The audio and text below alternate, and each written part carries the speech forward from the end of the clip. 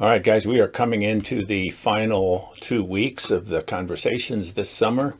We're going to talk about the theme just conflict as this kind of technology for our own transformation and for the thing that we can do that will most immediately and powerfully bring justice into the world. So here's my argument in favor of that. There are actually 4 brief videos in this series, and I'm going to try and put them all out together to extend over these next 2 weeks. But the place we want to start here is, kind of going back over and where are we coming from? We want to make choices that matter because we matter. Our choices matter, and they matter to those around us, right? For us to do that, we've got to be grounded in the here and the now. We have to focus on what we're aiming at, the asymptote, which is the quality of justice in the world. And we have to act in a place where we're going to touch on that lever point, that spot where we can make the biggest change with the smallest amount of effort. So we've been talking about strange loops, and a strange loop is a dynamic that happens within complex adaptive systems and systems of systems, in which there are at least 2 qualities that characterize strange loops. One is that even as we're moving through a hierarchy, we get to a place where it feels like we're back where we started. There is this sort of quality of being, even though there are hierarchical changes, we end up back where we were. And the other feature of a strange loop is that various hierarchies, various stages within this hierarchy will influence each other. Now, it's not uncommon at all for the lower stages to create the next stage and the next stage and the next stage as we move up into greater complexity. The curious thing about a strange loop, though, is that the higher order dimensions will also influence the lower order. They will sort of bring them up into a way of being, so that there's both an ascending and a descending process to the loop. Right? So we have to be grounded in our own experience as a part of the various strange loops of our lives. What are the ways in which we are grounded in that experience so that we can see where we fit in the dynamics of reality? We've done that primarily through the 8 orders and through the transformation octave. But there are many other ways, there are many other kinds of loops that we may be a part of, things we're invested in doing which will bring about a change, or helping others grow up into the kind of change. A teacher in a classroom is teaching kids who he or she hopes will grow up to be teachers. Right? That's an example of that loopiness.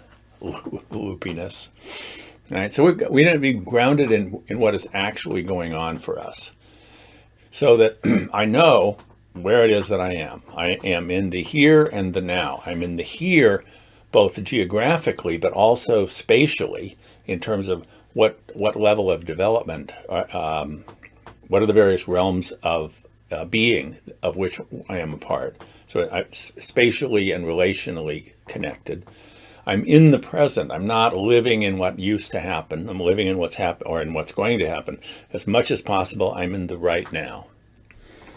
And I'm in the right me. I'm in who am I, as a unique experience, as a unique expression of reality. Who is my authentic self? Okay, so that's where I am right now, and where might I go? And what we're talking about here is moving towards the asymptote of justice. And the question is, how is it that we're going to get there? So, justice, we've talked about our various ways of defining justice, but I want to suggest that there are 3 themes that have come up for us. And check this out. See, maybe you say, oh yeah, but there's this other theme when you think about justice. Part of it is about creating balance. Is this fair?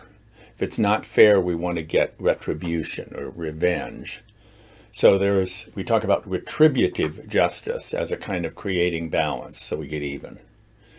There's also restorative justice, which is about restoring relationship. How do we heal the community that was damaged by the injustice that was done? So how do we make reparations? How do we repair things? in terms of the relationship. But there's also problems with the systems themselves, which create the injustice. So at all three of these levels, we want to be about the business of creating greater justice. And as you consider this slide, think about, and we can talk about this Thursday, do these definitions work for you, or is there something left out? Or is one of these like, no, I don't think that's a part of what justice is. Okay, so let's play with these concepts.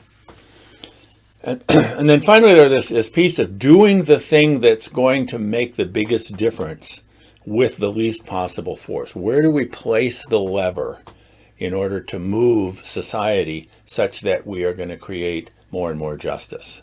And how do we find that place? What are the keys, the clues maybe, to be able to discern where those lever points can be? Right? Now, when we do this, we're becoming satyagrahis. We are being nonviolent. And remember, Satyagraha, Gandhi's term for nonviolence. Satya is about what is real. Are we grounded in what is actually real? What's genuinely arising? Can we know what is real? Agraha is firm or forceful action. It's acting with a kind of clear and powerful intention.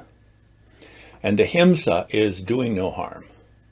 So we're acting in ways that don't do harm, but that are powerfully done in a way that's in service of the truth. So that's what we're working on becoming better able to do. All right, so this is the first part.